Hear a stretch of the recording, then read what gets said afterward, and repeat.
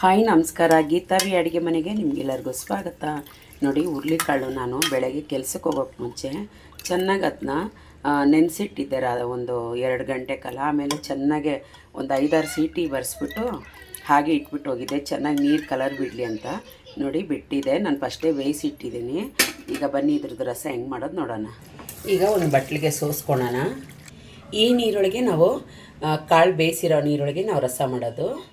ಒಂದು mixie jar ಇಟ್ಕೊಂಡು ನೋಡಿ 1 ಸ್ಪೂನಷ್ಟು ಜೀರಿಗೆ ಹಾಕ್ಕೊತೀನಿ, 8ರಿಂದ 9 ಬೆಳ್ಳುಳ್ಳಿ ಹಾಕ್ಕೊತೀನಿ, 1 ಸ್ಪೂನು ಕಾಳು ಮೆಣಸು ಹಾಕ್ಕೊತೀನಿ, 3 ಒಣಮೆಣ್ಸಿನ್ಕಾಯಿ ಹಾಕ್ಕೊತೀನಿ, ಸ್ವಲ್ಪ ಹುಣಸೆಹಣ್ಣು ಹಾಕ್ಕೊತೀನಿ, ಒಂದು 2 ಸ್ಪೂನಷ್ಟು ತೆಂಗಿನಕಾಯಿ ತುರಿದಿರೋದಿತ್ತು ಅದು ಹಾಕ್ಕೊತೀನಿ. ಗಟ್ಟಿ ಬರಲಿಕ್ಕೆ ನಾವು ಬೇಯಿಸಿರೋ ಕಾಳುಗಳು ಒಂದು 4 ಸ್ಪೂನ್ ಹಾಕ್ಕೊತೀನಿ. ಅದೇ ನೀರು ಹಾಕಿ ನುಣ್ಣಗೆ ರುಬ್ಕೊಂಬರೋಣ.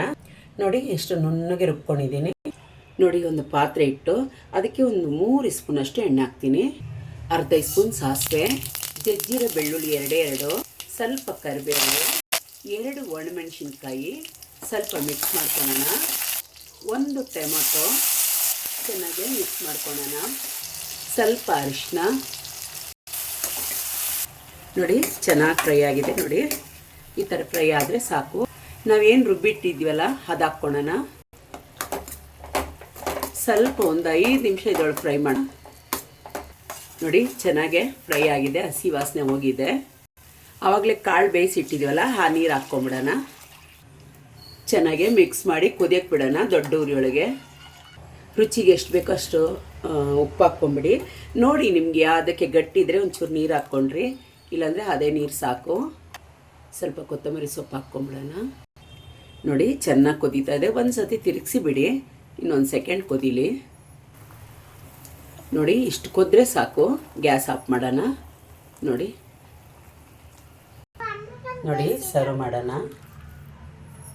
ಅನ್ನಕ್ಕೆ ತುಂಬ ಹಿಟ್ಟು, ಚಳಿಗಾಲದೊಳಗಡೆ ಇಂಥದ್ದೆಲ್ಲ ಮಾಡ್ಕೊತೀನಿ, ತುಂಬ ಒಳ್ಳೆಯದು. ಮಕ್ಳಿಗೂ ಮಾಡಿಕೊಡಿ.